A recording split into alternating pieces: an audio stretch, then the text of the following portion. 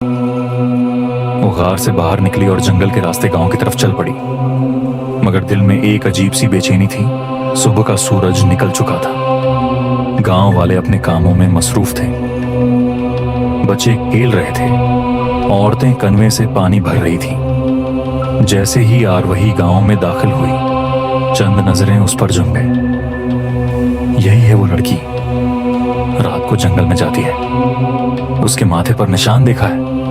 सरगोशियां बढ़ती गईं। आरवही ने नजरें झुका ली। उसके कदम तेज हो गए। एक बूढ़ी औरत ने धीमी आवाज में कहा, उस लड़की के नसीब में सुकून नहीं। ये सुनकर आरवही का दिल भर आया। वो घर पहुंची और दरवाजा बंद करके खामोशी से कमरे में बैठ गई। मैं सबसे अलग क्यों हूँ? मैं आम क्यों नहीं हूँ? उसकी आंखों में आंसू आ गए।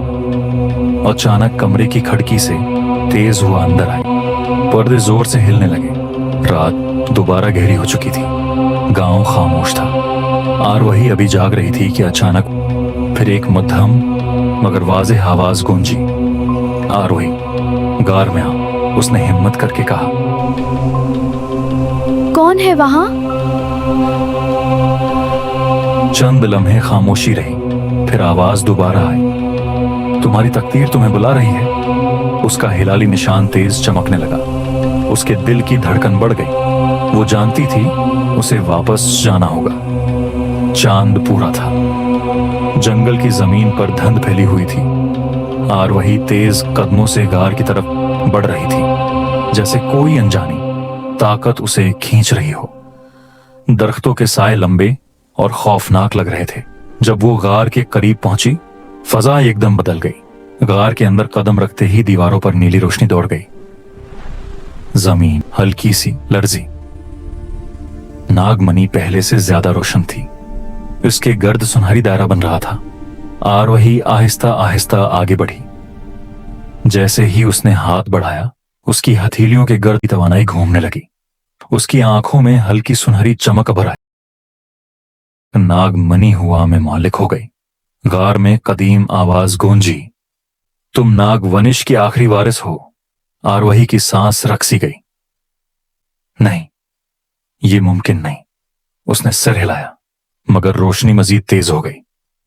नागमणि की थोड़ी सी शक्ति निकलकर इस आरवही में समा गई। गार के दहाने पर सियाह धुंध जमा होने लगी।